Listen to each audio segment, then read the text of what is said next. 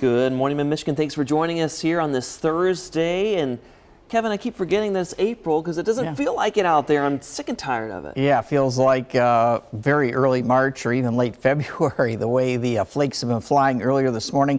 Even my neighborhood, when I was getting ready to come into work, a little coating of white there. The ground was starting to whiten up a bit, but the ground is still supporting melting. So just some wet roads. Please be careful if you're heading on out.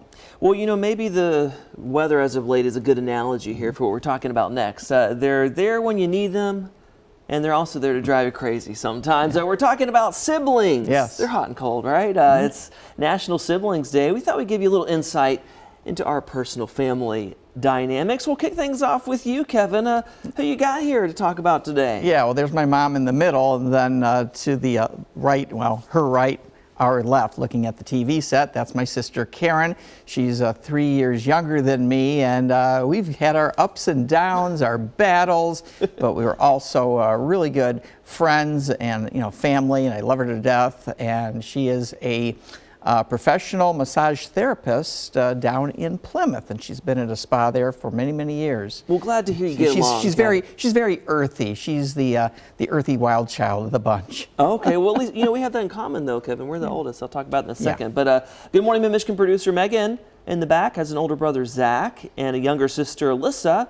She says they're just a few years apart, and they all went to MSU together at one point. I think that's pretty cool. Fun adventure as siblings. She says they get along for the most part, but she says she enjoys having her siblings around for all that life throws their way.